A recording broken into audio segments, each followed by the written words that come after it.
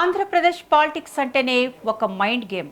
అక్కడ లీడర్ల మధ్య ఉండే పర్సనల్ అండ్ పొలిటికల్ రైవల్సీస్ ఎప్పుడూ నెక్స్ట్ లెవెల్లో ఉంటాయి. అలాంటి ఒక powerful and interesting political war Gudivada Amarnath versus Vangalapudi Anitha. ఒకరు వైసీపీలో వైబ్రెంట్ లీడర్గా ఎదిగిన మాజీ మంత్రి, ఇంకొకరు కూటమి ప్రభుత్వంలో పవర్ఫుల్ హోంమంత్రిగా దూసుకుపోతున్న ఫైర్ బ్రాండ్. వీరిద్దరి మధ్య అసలు గొడవ ఎప్పుడు మొదలైంది, ఎలా పీక్స్కు చేరింది, నాటి నుంచి నేటి వరకు జరిగిన పొలిటికల్ ట్విస్ట్లు ఏంటి? Let's get in to the details. Andhra Pradesh రాజకీయాల్లో ఎప్పుడు హాట్ టాపిక్గా నిలిచే పొలిటికల్ రైవల్సీస్లో వైసీపీ మాజీ మంత్రి గుడివాడ అమర్నాథ్, ప్రస్తుత హోంమంత్రి వంగలపూడి అనిత మధ్య సాగుతున్న మాటల యుద్ధం ఒకటి. ఒకరు ఉత్తరాంధ్రలో వైసీపీకి వాయిస్గా నిలిస్తే మరొకరు టీడీపీ తరపున ఫైర్ బ్రాండ్గా దూసుకుపోతున్నారు. వీరిద్దరి మధ్య వివాదం కేవలం ఈనాటిది కాదు. గత ప్రభుత్వ హయాం నుంచి మొదలై 2024 ఎన్నికల తర్వాత మరింత పీక్స్కి చేరింది. ఒకరిపై ఒకరు చేసుకుంటున్న కామెంట్స్, కౌంటర్లు సోషల్ మీడియాలో ఎప్పుడూ ట్రెండింగ్లోనే ఉంటున్నాయి.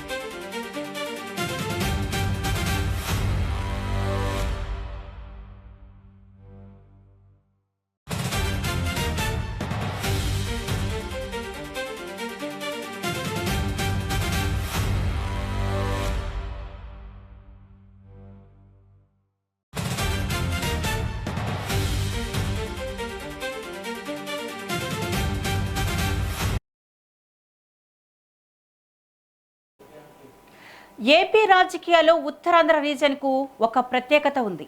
ఇక్కడ లీడర్ల మధ్య సాగే మాటల యుద్ధం ఎప్పుడూ ఇంట్రెస్టింగ్గానే ఉంటుంది. వైసీపీ ప్రభుత్వ హయాంలో గుడివాడ అమర్నాథ్ మంత్రిగా ఉన్నప్పుడు అనిత ప్రతిపక్షంలో ఉంటూ అప్పటి ప్రభుత్వంపై, ముఖ్యంగా అమర్నాథ్ ప్రాతినిధ్యం వహించిన అనకాపల్లి జిల్లా పరిణామాలపై తీవ్ర స్థాయిలో విమర్శలు చేసేవారు.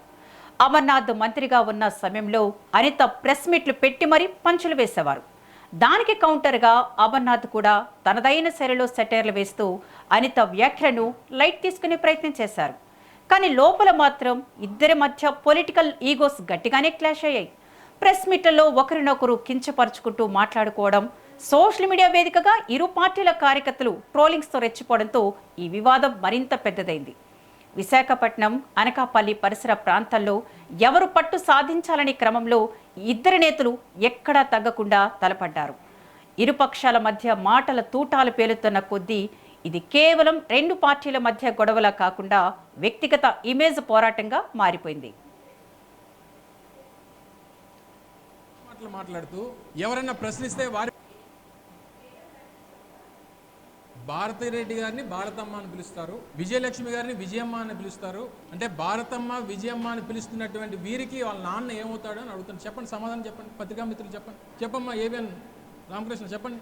అడుగుతున్నాను చెప్పండి. అంటే నేను మిమ్మల్ని ఏమనట్లా, దానికి అర్థం ఏంటో చెప్పండి అని అడుగుతున్నా. ఈ మాటలకి ఏ రోజున క్షమాపణ చెప్పింది ఆవిడ? ఒక రాజకీయ నేపథ్యం ఉన్నటువంటి కుటుంబం, ఒక ముఖ్యమంత్రి భార్య గురించి, ఒక మాజీ ముఖ్యమంత్రి భార్య గురించి, దివంగత మహానేత రాజశేఖర రెడ్డి గారి భార్య గురించి, వైఎస్ జగన్మోహన్ రెడ్డి గారి భార్య గురించి మాట్లాడినటువంటి మాటలు ఈ రకంగా ఇంత నీచంగా మాట్లాడితే ఏ ఒక్కరు తెలుగుదేశం పార్టీలో ఈ రోజు మాట్లాడుతున్నటువంటి సోకాల్ నాయకులు, సోకాల్ మంత్రులు, మరి వారికి అప్పుడు మహిళా లోకం గుర్తురాలేదా? మహిళల పట్ల చేసినటువంటి అనుచిత వ్యాఖ్యలు గుర్తురాలేదా? ఈ చేసినటువంటి వ్యాఖ్యలకి వారిని ఏ రోజైనా సంజాయిషి అడిగారా?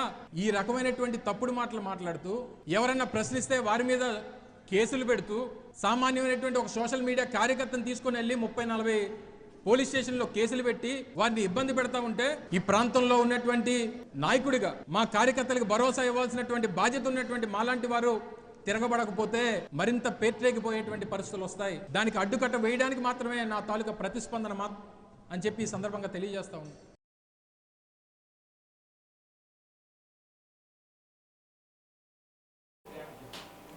కాలం మారింది. 2024 ఎన్నికల నోటిఫికేషన్ వచ్చింది. ఈ ఎన్నికలు వీరిద్దరి పొలిటికల్ కెరీర్కు అత్యంత కీలకంగా మారాయి. వంగలపూడి అనిత పాయకరావుపేట నుంచి కూటమి అభ్యర్థిగా బరిలోకి దిగితే, గుడివాడ అమర్నాథ్ అనకాపల్లి నుంచి గాజువాకకు షిఫ్ట్ అవ్వాల్సి వచ్చింది. ఈ మార్పులు ఇద్దరి మధ్య ఉన్న పగను మరింత పెంచాయి. ఎన్నికల ప్రచారంలో అనిత డైరెక్ట్గా అమర్నాథ్ పేరు ఎత్తకుండానే ఆయన గతంలో చేసిన పనులను ఐటీ శాఖ మంత్రిగా సాధించింది ఏమీ లేదంటూ అటాక్ చేశారు. విశాఖను ఐటీ హబ్గా మారుస్తామని చెప్పి ఏం చేశారని ప్రశ్నించారు. దీనికి అమర్నాథ్ కూడా స్ట్రాంగ్ కౌంటర్ ఇచ్చారు. కూటమి నాయకులు కేవలం అబద్ధాలతో ప్రజలను మోసం చేస్తున్నారని, అనితకు కౌంటర్ ఇచ్చే స్థాయి కూడా తనకు లేదంటూ ఎద్దేవా చేశారు. ఎలక్షన్ ఎపిసోడ్ వీరిద్దరి మధ్య ఉన్న గ్యాప్ను ఇంకాస్త పెంచేసింది.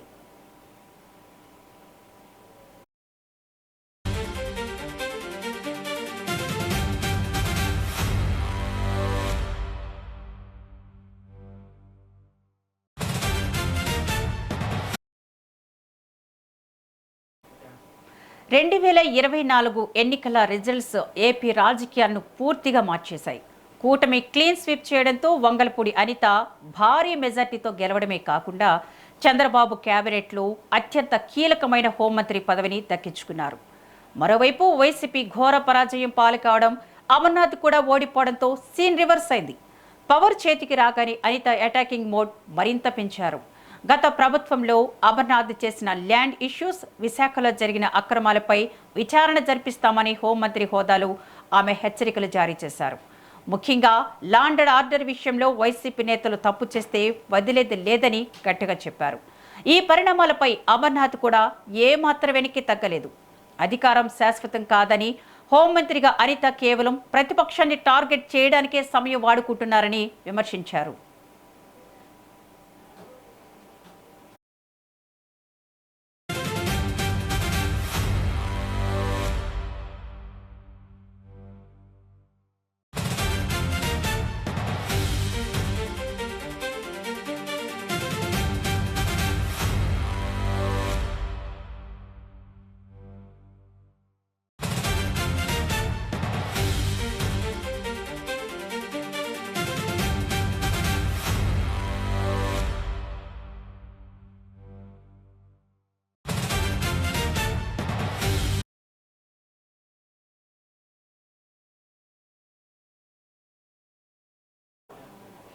హోంమంత్రి పదవిలో ఉండి కూడా ఇంకా పాత కక్షలను మనసులో పెట్టుకొని మాట్లాడుతున్నారని, రాష్ట్రంలో శాంతి భద్రతలను కాపాడడంలో అనిత విఫలమయ్యారని అమర్నాథ్ కౌంటర్ అటాక్ స్టార్ట్ చేశారు. పవర్ షిఫ్ట్ అయిన తర్వాత కూడా వీరిద్దరి మధ్య ఉన్న రైవల్రీ ఏమాత్రం తగ్గకపోగా కొత్త డైమెన్షన్కు చేరుకుంది.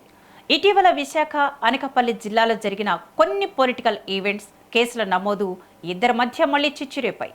వైసీపీ సోషల్ మీడియా యాక్టివిస్టులపై హోంమంత్రి అనిత ఆధ్వర్యంలోని పోలీసు శాఖ కఠిన చర్యలు తీసుకోవడాన్ని అమర్నాథ్ తీవ్రంగా తప్పుపడుతున్నారు. ఇదంతా కక్ష సాధింపు చర్యలని, హోంమంత్రి తన పాత పగను తీర్చుకోవడానికే ఇలాంటి ఆర్డర్స్ ఇస్తున్నారని అమర్నాథ్ ఓపెన్గా కామెంట్స్ చేస్తున్నారు. దీనికి అనిత కూడా అంతే ఘాటుగా సమాధానమిస్తున్నారు. చట్టం తన పని తాను చేసుకుపోతుందని, తప్పు చేసిన వారు ఎవరైనా సరే, అది మాజీ మంత్రులైనా సరే, వదిలిపెట్టే ప్రసక్తి లేదని తేల్చి చెబుతున్నారు.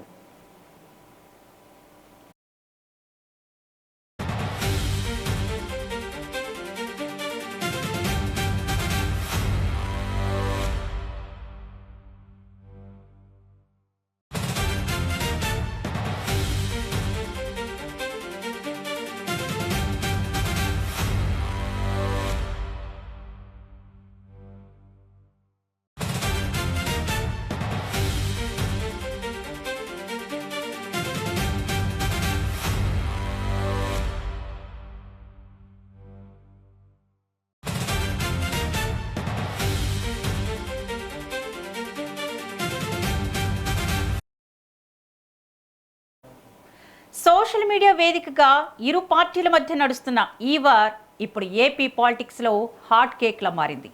గుడివాడ అమర్నాథ్ వైసీపీని మళ్లీ ట్రాక్లోకి తెచ్చుకునేందుకు అనితను టార్గెట్ చేస్తుంటే, అనిత హోంమంత్రిగా తన పవర్ చూపిస్తూ అమర్నాథ్ అండ్ టీంకు గట్టిగా చెక్ పెడుతున్నారు. రాబోయే రోజుల్లో ఈ ఇద్దరి మధ్య పొలిటికల్ క్లాషెస్ ఇంకా ఎలాంటి టర్న్స్ తీసుకుంటాయో, ఈ మైండ్ గేమ్లో ఎవరు విన్ అవుతారో వేచి చూడాలి.